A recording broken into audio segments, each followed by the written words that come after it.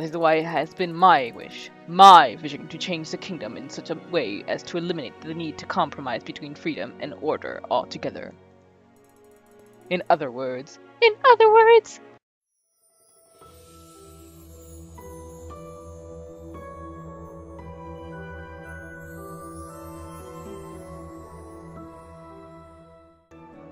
hello everyone, and welcome back to 4pixels. Coco is here, continuing Cinders, and I am starting from the title screen because this candle in the middle popped up when I exited out of the game last time. It said we had earned the Candle of Wisdom. So I guess that is an important part of the game, or at least an indicator of where we're going, and I am good with that. I am also going to be trying something new with this session of recording. Instead of just starting and then stopping at around 20 minutes, I'm just going to go ahead and keep recording for a while until I get tired or until I have something else that I need to do, and then I'll just cut up the episodes there. So you might not get an outro during this or intro in the following couple episodes, but I just wanted to see if there's any difference in how long it allows, like how much energy I have. I don't know. I think maybe like something about starting and stopping and starting and stopping kind of makes it more tiring for me. So let's continue.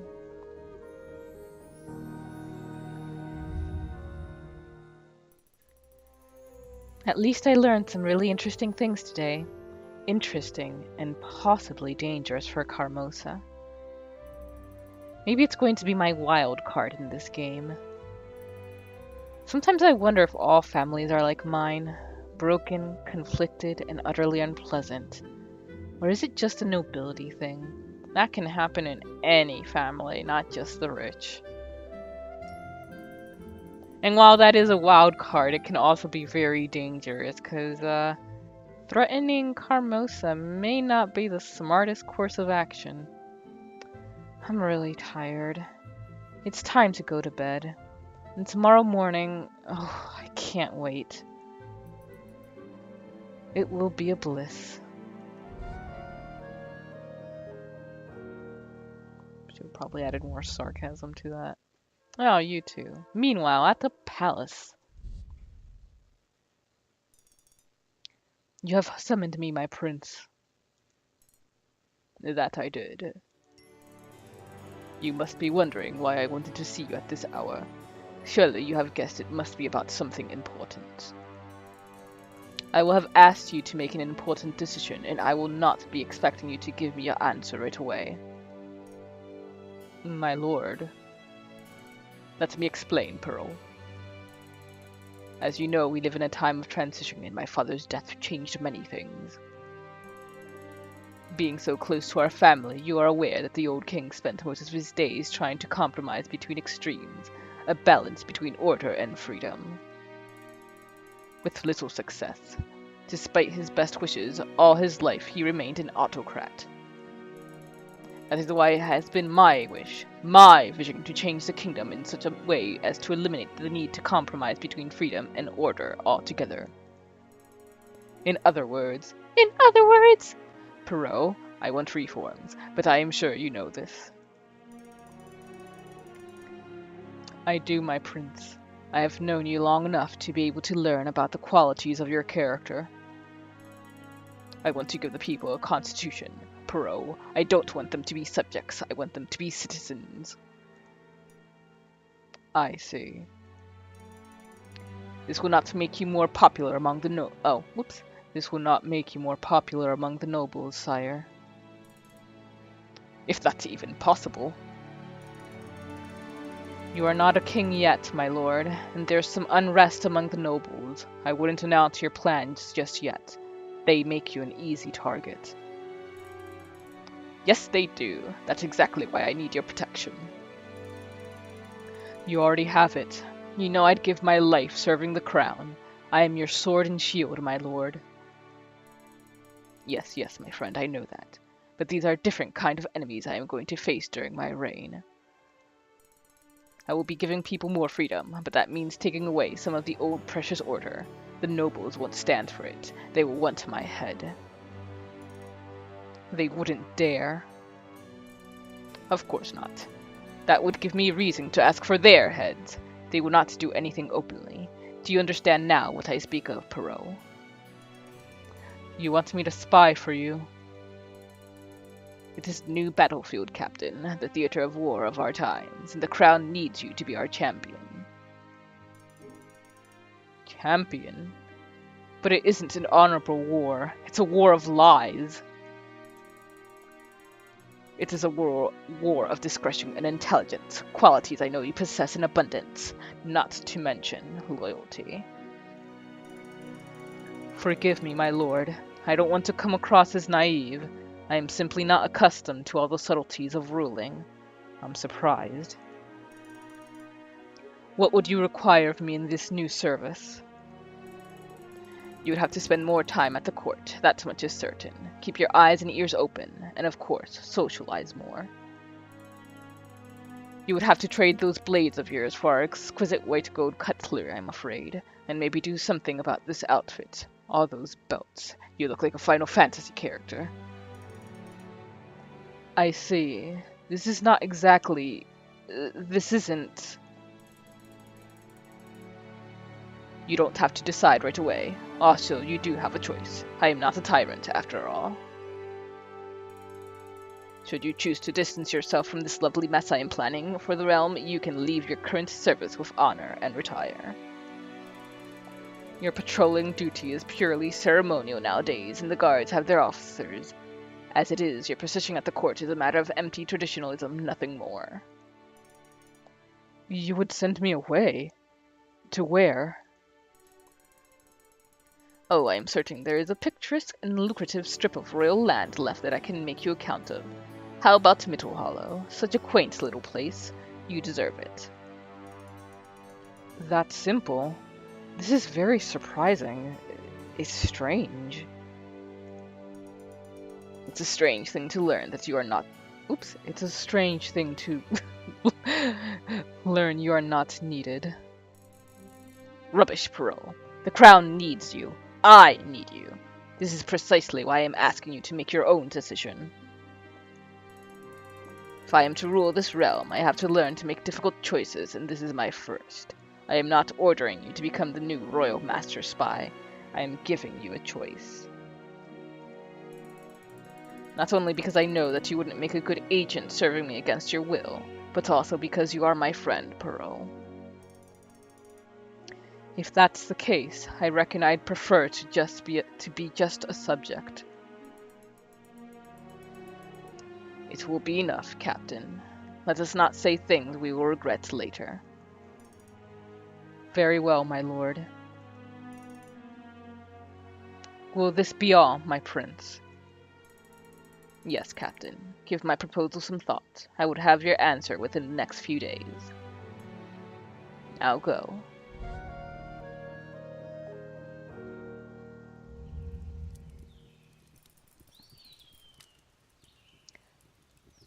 Or do you need an invitation to get out of bed? Get up! Get up! Whew. What time is it? Dawn already, and you need to get up right this instant.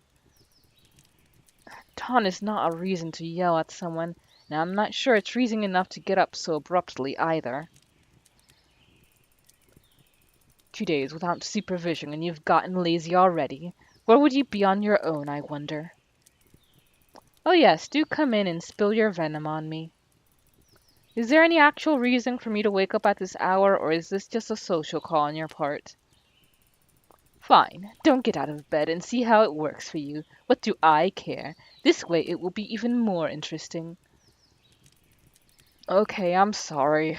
And I'm awake now. Would you please tell me what's going on? Kamos is back. She wants us to gather in the hall. I'm wide awake and up now. You could have begun with that. Well, now you know. She brought a large package with her, and she looks like she means business, so hurry up. She always looks like she means business. I wonder what's in the package, though. What shape was it? Did it... Oh, just stop being nosy and hurry up or we'll both be in trouble. If you were getting dressed instead of asking so many questions, you would already be seeing it for yourself. If you didn't stand there and yeah means stare, I would actually be in a position to get dressed. Fine, I'm leaving. Just hurry up.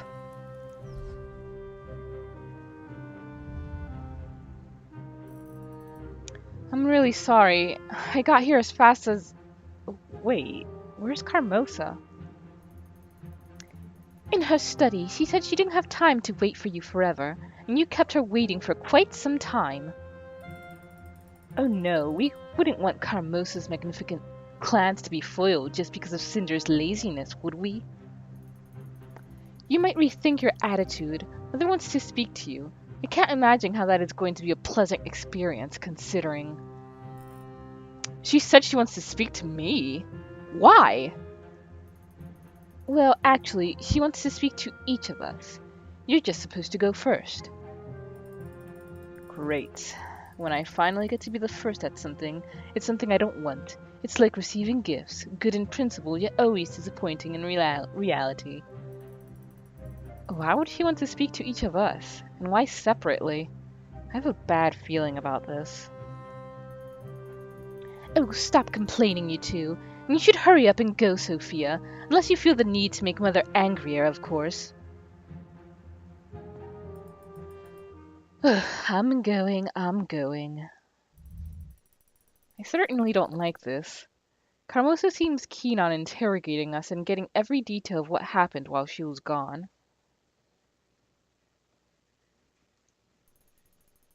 If you did what you were supposed to, you wouldn't need to be nervous right now. Just a thought. Of course, because everything is fair and honest around here, and I certainly won't get blamed for things I have no control over. I think you do enough on your own not to need any additional blame. Your constant rebelling should get most of Carmosa's attention. And how will Carmosa have an idea about who rebelled and what rebelling actually means, huh? You're not seriously suggesting that I would tell on you, are you? I'm trying so hard to do well here and take care of you two. And Sophia, she wouldn't just stab you in the back like that for no reason, would she now? Yeah, I'm surprised she's actually standing up for her. Well, I certainly do not feel as safe as you describe. Okay, so my sister might have an interesting idea of fun. True, but I think we did start some sort of connection, albeit weak. I did notice you two were on better terms.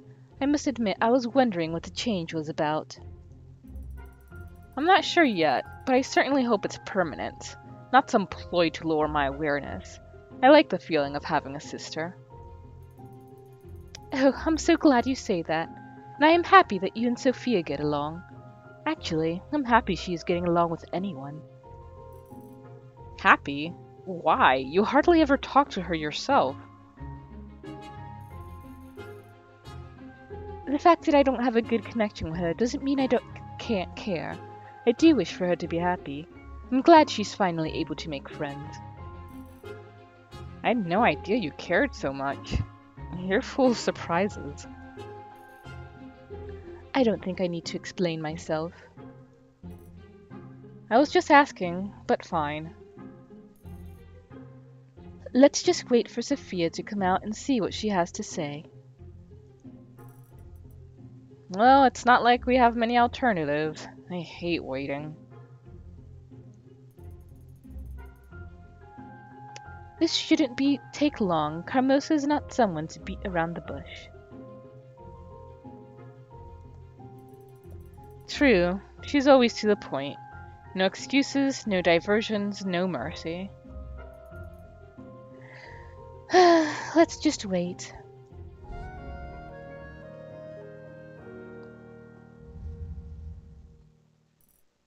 You're back. That was fast. Aren't you happy to see me? I'm fine. Sorry to disappoint you girls. So, what was the talk about? You'll find out soon enough. It's your turn, and I wouldn't keep Mother waiting if I were you. All right, I'm off. Wish me luck. You might need it, so good luck, sister. Good luck. So, how was it? Hermosa swoops down on you like a hawk and submits you to great physical torture and tests your endurance. At one point, she took this long needle and... Lovely. Thanks for that image, sis. You did get a little pale, but honestly, you'll be fine. So, it wasn't bad? Oh, don't get me wrong, it was no pleasure either, and Camuso hacked a plan that will make me lose a lot of sleep till it's over. This can't be good. I'm almost afraid to ask. What is it? Oh no, you need to be properly surprised when you hear it from Carmosa. That will prove I did not utter a word. But you don't need to worry too much. Only Gloria and I get to fail Carmosa and her ridiculously high expectations this time. As far as I know, you will not be involved. I never thought I'd be happy to hear that someone forgot about me. Then let me add to your joy. I forgot about you and your little escapades when I recounted to Carmosa what happened during her absence, so you should be fine. I wonder what Gloria will tell. Aren't you worried? I'm not sure. She seemed alright when we talked. Maybe a little unsettled. I know my sister. She doesn't show much emotion until Mother orders her to do it. But on the inside she was raging. I think she might spill some of that onto Mother's ears. Yeah, we did get into a tiff with her, but I guess we'll see. The hell with that. These past few days reminded me of what freedom felt like. It was worth whatever punishment Carmosa might throw at me. You've either lost your mind or forgotten what Mother is capable of. Nothing is worth what she'll come up with to make you regret your actions. Damn. We'll just have to wait and see, won't we?